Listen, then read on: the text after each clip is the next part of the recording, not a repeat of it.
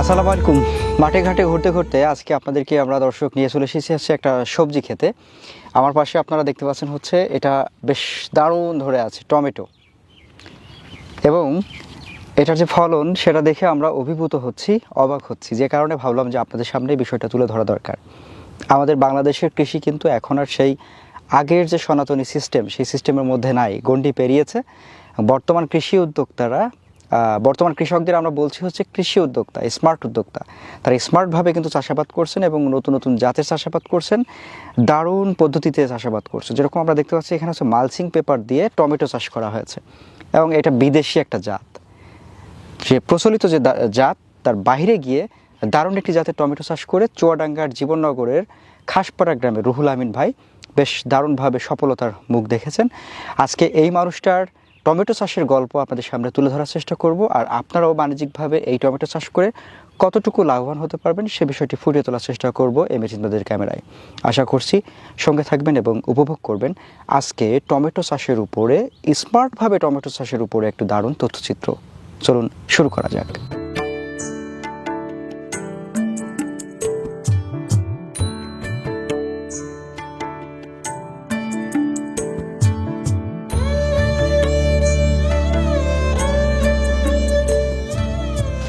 আসসালামু আলাইকুম ভাই। ওয়ালাইকুম আসসালাম।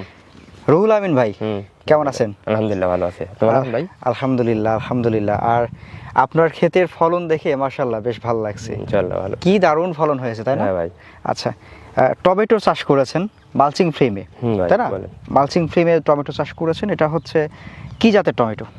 এটা ভাই জাতটা ভাই আমার সঠিক জানা নেই, মানে চারাটা আমি বাজার থেকে কিনে আনিছি তো।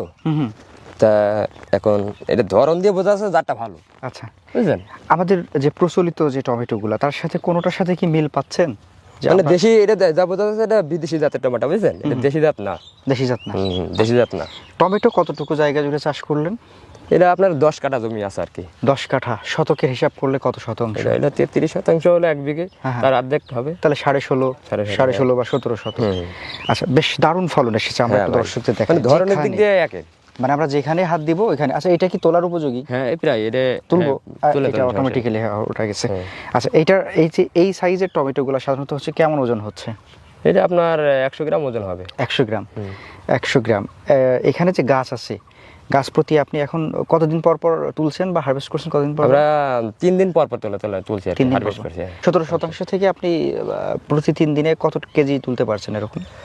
200 থেকে 250 কেজি তোলা যাচ্ছে। 200 থেকে 250 কেজি। বাজারে এখন দাম কেমন চলছে? বর্তমান বাজার মনে করেন এটা মিডিয়াম পর্যায়ে, তো এখন 40 থেকে 50 টাকা কেজি আর কি বিক্রি হচ্ছে পাইকারি। 40 থেকে 50। আচ্ছা, টমেটো চাষটা সাধারণত হচ্ছে এর পূর্বে করেছেন কিনা? না, আমার এই প্রথমবার। টমেটো চাষ কোন সময় করতে হয়? চারা রোপণ কোন সময়? যদি আগাম টাকা মানে করতে চাই মনে করেন যে, তাহলে আপনার হলো বাংলা যদি বলি, আপনার ভাদ্র মাসে চারা দিতে হবে, আশ্বিন মাসের দিকে লাগাতে হবে। আশ্বিন মাসে? আশ্বিন মাসে প্রথমে লাগাতে হবে। এখন চলছে পৌষের মাঝামাঝি সময় বা 20 তারিখ এরকম হতে পারে নাকি? আচ্ছা, এই সময়ে মোটামুটি টমেটোর ভালো দাম পাওয়া যায় কিনা? হ্যাঁ, যত আগাম করা যায় আর কি ততটাই মনে করেন যে বেশি মানে দাম পাওয়া যায়। আচ্ছা, আগাম বলতে কোন সময়টা বোঝাচ্ছে? আগাম বলতে ভাই যদি মনে করেন লাগানোর থেকে মানে বেচার পর্যন্ত আপনার হলো অগ্রহায়ণ মাসে মনে করেন এর মাল মানে আমি হারভেস্ট করতে পারবো, বুঝলেন? আচ্ছা আচ্ছা আচ্ছা। যদি ভাদ্রের শেষের দিকে লাগাই, বুঝলেন, অগ্রহায়ণের মানে শেষ ভাগের দিকে মাল আমি তুলতে পারছি। সাধারণত কত চারা রোপণের কত মাস পরে বা কতদিন পরে? আপনার হলো টমেটো এমনিও আপনার 2 থেকে 2.5 মাস পরে মনে করেন যে মাল হারভেস্ট করা যায়। আপনি 2.5 থেকে 3 মাস এর মধ্যে হারভেস্ট মানে করেন যে ভরপুরভাবে শুরু হয়ে যায়। আপনার এই ক্ষেতের এখন বয়স কত চলছে? আমার এই ভুঁইর বয়স হলো আপনার হলো প্রায় অর্ধেক মাল ওটা উঠে গেছে, 3 মাস বয়স। 3 মাস। মানে ফল আসার কত মাস পর্যন্ত তোলা যায় টমেটো? ফল আসার মানে শেষ পর্যন্ত হ্যাঁ হ্যাঁ হ্যাঁ, আপনার হলো 2 থেকে 2.5 মাস তোলা যাবে। 2 থেকে 2.5 মাস। আচ্ছা, এখন দামটা আসলে সাধারণত কোন সময়ে বেশি ভালো পাওয়া যায়? দামটা মনে করেন যে প্রথমে আপনার হলো অগ্রহায়ণের প্রথম থেকে শুরু মানে ভালো দাম পাওয়া যায়, বুঝলেন? আচ্ছা, পৌষ মাসের অর্ধেক পর্যন্ত মানে ভালো দাম থাকে, তারপরে আস্তে আস্তে মানে কোন নিচ দিকে যায়। শেষের দিকে কেমন দাম থাকে? শেষের দিকে তাও আপনার মনে করেন যে 1000 টাকা মানে 25 টাকা কেজি বেচা যায়। এর দামের পার্থক্যটা যদি আমরা একটু করতে চাই, কেমন দাম পাওয়া যায় সাধারণত প্রথম দিকে? প্রথম দিক থেকে টমেটো আপনার মনে করেন যে পাইকারি দাম প্রথমে যখন প্রথম লাভে তখন আপনার 150 টাকা 200 টাকা পর্যন্ত আর কি এবছরে গিয়েছে, আচ্ছা আচ্ছা বুঝলেন? আচ্ছা তো এখন মিডিয়াম দামের মধ্যে এখন 60 থেকে 70 টাকা কেজি আছে। আচ্ছা, যদি আমরা 1 বিঘা 33% 1 বিঘার একটু হিসাব করতে চাই, আপনার এখানে চারা থেকে চারার দূরত্ব কেমন রাখছেন? আমি মনে করেন যে এক হাত বাই এক হাত লাগিয়েছি, মানে 1 হাত বাই 1 হাত। আচ্ছা, 18 ইঞ্চি। হ্যাঁ 18 ইঞ্চি। 18 ইঞ্চি। আর এই যে লাইনটা রাখছেন, এটা কত ইঞ্চি? লাইনটা আছে আপনার হলো 3 ফিট। 3 ফিট। আচ্ছা, লাইনটা 3 ফিট, পাশ মানে এটা পাশ। হ্যাঁ, যে আমরা যে সারিটার কথা বলছি, হ্যাঁ শাড়িটা 3 ফিট আছে। সারিটা হচ্ছে 3 ফিট। হ্যাঁ। আর গাছ থেকে গাছের দূরত্ব রাখছেন 18 ইঞ্চি। 18 ইঞ্চি। আচ্ছা, আপনার এই 17% কতগুলা চারার প্রয়োজন পড়ছে? আমার হলো 17% আপনার হলো 1200 চারা গিয়েছে। 1200। তাহলে আমরা 2400 ধরবো। 2400 থেকে 2500 চারা যায়। 2400 থেকে 2500 খরচ কেমন হলো এই পর্যন্ত আসতে গিয়ে? আমার এই বইটায় আপনার হলো 25,000 টাকা খরচ গিয়েছে। 25,000? হ্যাঁ, সম্পূর্ণ টোটাল খরচ।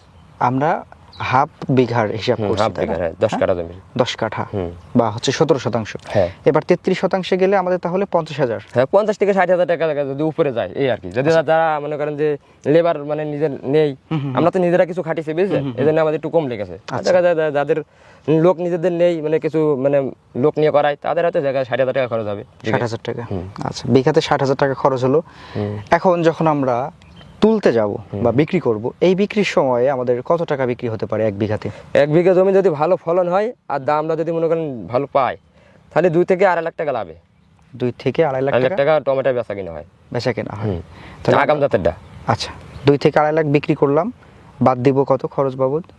খরচ মনে করেন যদি আপনার 50,000। 50 থেকে 60 টাকার আরামই হবে। তারপরে আমরা 1 বিঘাতে 2 লক্ষ টাকা টমেটো বিক্রি করে আয় করতে পারছি। হ্যাঁ।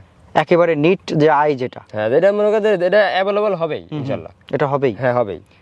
এই জাতে আপনি রোগবালাই কেমন পেলেন? এই জাতটায় আমার রোগ বালাই কমই দেখছি। দেখেন আগা গাছের এখনো কত সুন্দর মাল, কিন্তু অধিকাংশ উঠে গেছে, বুঝলেন? এখনো কিন্তু গাছের আগা ভালো সুন্দর ফ্রেশ আছে, বুঝলেন? আচ্ছা আচ্ছা।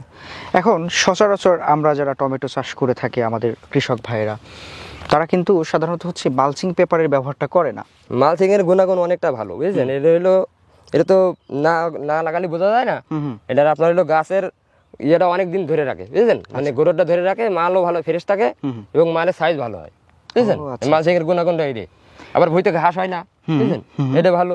আবার গাছটা মনে করেন যে অনেকদিন বেঁচে থাকে। এখন ধরেন আপনার চারা রোপণ তো হয়ে গেল, তারপরে মালচিং দিয়ে দিলেন বা মালচিং দিয়ে তারপরে চারা রোপণ করলেন, সেক্ষেত্রে এই যে আপনার পরে যদি সার কীটনাশকের ব্যবহার করার প্রয়োজন পড়ে, সার কীটনাশক মনে করেন যদি লাগে, মনে করেন গাছের মানে দুর্বল হয়ে গেছে, নালায় সার দিলে হয়ে যায়, পানি সেচ দিয়ে, বুঝলেন? নালায় আমরা দিয়েছি, এই দেখেন আমাদের দেওয়া হয়েছে। তাই নাকি? আচ্ছা, তার মানে আপনার ওই যে সেচের যে ব্যাপারটা, মালচিং দেওয়ার কারণে কি সেচটা একটু কম প্রয়োজন পড়ে? হ্যাঁ, অবশ্যই কম লাগে। মনে করেন যে যদি মালচিং বাদে লাগান, মনে করেন কিছু না হোক সপ্তাহ কি 10 দিন অন্তর পানি লাগে। আর যদি মনে করেন মালচিং ব্যবহার করে, তাহলে 15 থেকে 1 মাস মানে পরে পানি দিলে কোনো সমস্যা নেই। আচ্ছা, বুঝলেন? এখন এই যে আপনি ব্যতিক্রম ভাবে মালচিং পেপার দিয়ে যখন করছেন, এলাকার লোকজন যারা কৃষক, যারা মালচিং ব্যবহার সম্পর্কে জানে না, হ্যাঁ, তারা ব্যাপারটাকে কেমন ভাবে নিয়েছিল? তারা প্রথমে মনে করেছিল মনে হয় যে কি এটা কি করেছে, তারপরে যখন দেখলো জিনিসটা না আসলেই ভালো, তখন তারাও উদ্যোগ মনে নিচ্ছে যে না আমরা সামনের দিক থেকে লাগাবো। আমার অনেকজনও চারাও চেয়েছে, মানে যে চারা আমার এনে দিতে হবে, সামনের দিকে আমরাও লাগাবো। আচ্ছা, এখন এ বছরে তো আপনি 17% করলেন, সামনে কি আপনার? সামনে ইনশাআল্লাহ আমার আরো বাড়ানোর চিন্তা ভাবনা আছে। আচ্ছা, আমাদের দর্শকরা যারা হয়তো আপনাকে আজকে দেখছেন, একজন রুহুল আমিন ভাইকে দেখছেন যে আসলে দারুণ সুন্দর টমেটোর ফলন ফলাতে পেরেছেন আল্লাহ পাকের ইচ্ছায়, এবং আল্লাহ পাকের ইচ্ছাই ধরেছে, ভালো একটা জাত হওয়ার কারণে। এখন যারা কৃষক ভাইরা আপনার কাছে পরামর্শ চাইবে, তাদেরকে আপনি এই টমেটো চাষে কি পরামর্শ দিবেন? চাষটা করার পরামর্শ বলতে মনে করেন যে প্রথমে তো জিনিসটা তো বোঝাই বললাম, প্রথম যে এরকম সিস্টেমে লাগালি, আর জাতটা মেন হলো বুঝে শুনে আনতে হবে। জাত যদি ভালো হয় আর যদি পরিচর্যা ভালো হয়, এ ধরবে ইনশাল্লাহ। টমেটো সেরকম অতিরিক্ত খরচ নেই, বুঝলেন? আর সেরকম ওষুধ খরচও কম লাগে, শীতের আবহাওয়া তো ওষুধ খরচ দেখা যায় 8-10 দিন পর পর একটু হালকা স্প্রে দিলে হয়ে যায়, বুঝলেন? সেরকম দামি কোনো স্প্রে লাগে না। আচ্ছা দর্শক, আমরা আজকে কথা বলছিলাম হচ্ছে আমাদের রুহুল আমিন ভাইয়ের সাথে। আগাম জাতের শীতকালীন টমেটোর চাষাবাদ করেছেন উনি। টমেটো চাষ করে বাণিজ্যিকভাবে বেশ লাভবান হবেন বলে আশা করছেন। অলরেডি তিনি কিন্তু বিক্রি শুরু করতে পেরেছেন, বিক্রি শুরু করেছে। এবং আজকের যে হিসাবটা আমরা তার কাছ থেকে পেলাম, যে সবজি চাষ করেও যে আসলে বিঘা প্রতি 2 লক্ষ টাকা নিট লাভে দাঁড়াতে পারে, সেটা কিন্তু আমরা এই জাতের টমেটো চাষ করে সেটা আমরা পাচ্ছি, রুহুল আমিন ভাই পাচ্ছেন আর কি।